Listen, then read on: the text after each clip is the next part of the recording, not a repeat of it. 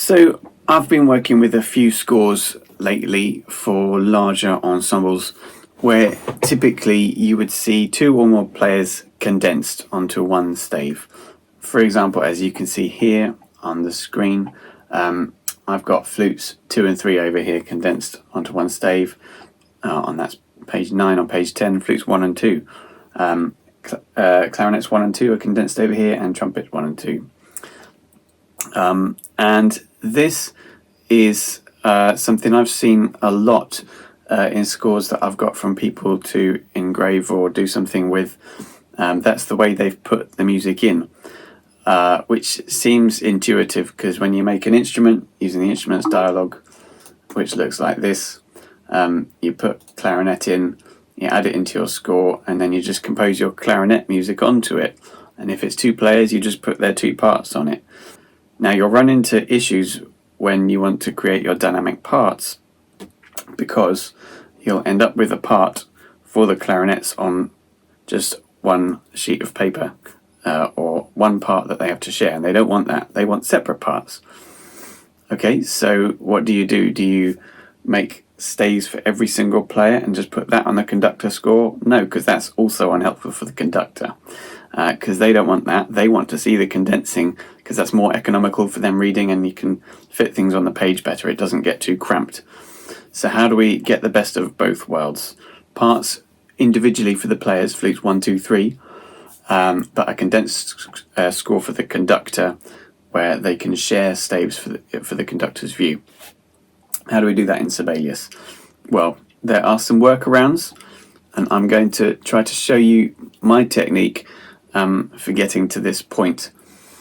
It starts with having an instrument stave available for every player.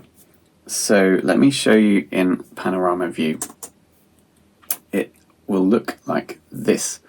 Initially, you wouldn't have the flute 1 and 2 and flute 2 and 3 lines. I would have flute 1, 2 and 3 all having their own staves when I'm working on the music, when I'm composing or arranging. When I'm creating the piece of music, that's what I'll have.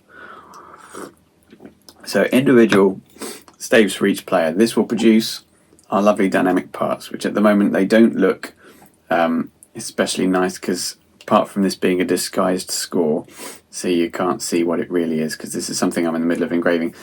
I also just haven't done any work on the parts, so they don't look brilliant, but they're, it won't take much, I don't think, to get these looking nice. Anyway, I've got my individual parts, so that's great for the players, so they're happy. How do I get a conductor score, though, that has our lovely condensing? Let's show you again. Here's the conductor score with flutes 2 and 3 condensed, clarinets 1 and 2 condensed over here. In the panorama, you will notice that some things are grayed out. So there we go. Panorama view is very helpful in showing us these things, because these are bits of the music that I have selected to show in parts. Alright, so this will best be explained by just giving you a little demo right now of how I do this. Just doing this page, one page at a time, just to show you. And usually I do it one page at a time. I've done a sort of guess of rough layout, how many bars per system or page. Do that based on your page size and your stave size, okay? So I'm going to show the empty staves. I'm just going to focus on the woodwind. This also would apply to the trumpets 1 and 2. Alright, suddenly there's too many woodwind staves, alright, but that's okay. Let me delete these, because we're going to redo them now, live on screen. Deleting our condensed parts for now. Alright, clarinets 1 and 2, let's condense them. So, and first of all, let's show them again, because at the time, after I've finished composing the music and I'm ready to engrave and produce the parts and make a nice conductor score, I've got all the individual parts on their own staves. So I've got flute 1, flute 2, flute 3, all have their own staves. Clarinet 1, clarinet 2 have their own staves. But for the conductor, now that I've finished composing the music, for the conductor I want to create the condensed score. The parts are all happy because they're all there.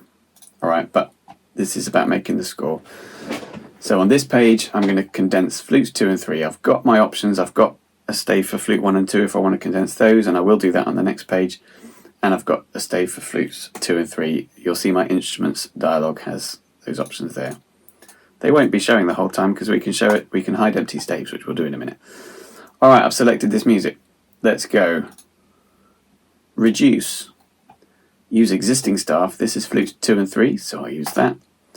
My settings were, I should have shown you the settings, but anyway, right. Now that it's done it, I'll just go ahead and select again. I'm pretty sure there's a quicker way of getting back to that selection using save and recall selection options, but that'll have to be for another time. Okay, and now I'm going to use a keyboard shortcut because it makes things quicker, but you can do it in the inspector if you want. With the passage, you can go visibility parts. Well, let me do that actually. I'll do a keyboard shortcut next time. So now that music is going to show in the dynamic parts. That's what we want. We want the part players to see. Flute 2 and 3, they want to see that music, but we don't hear because the conductor is going to look at this condensed version.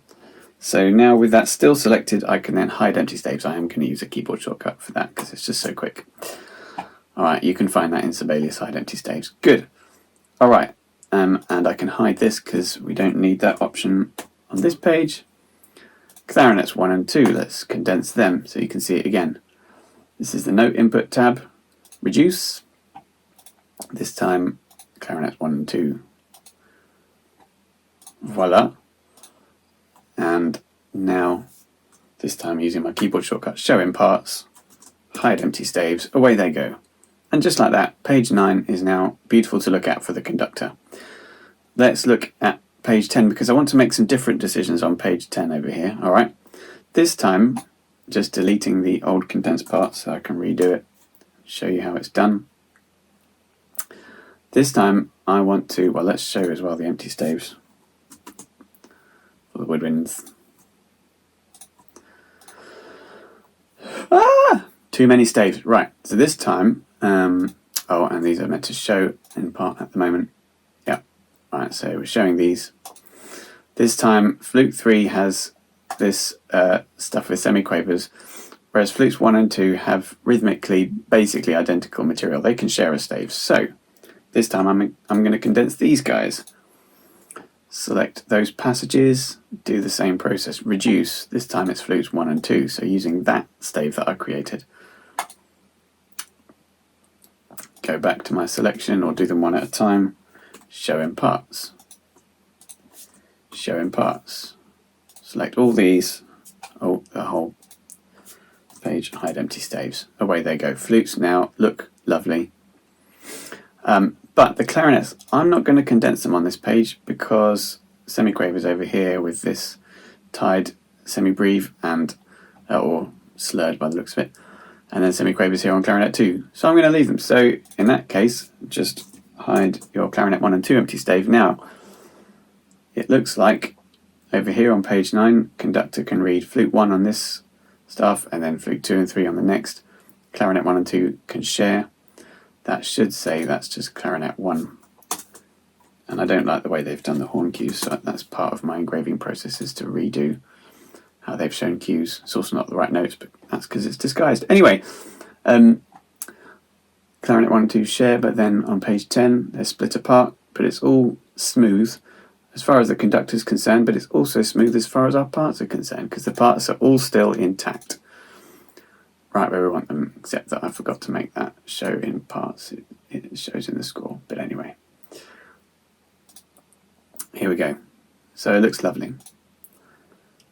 Look at that.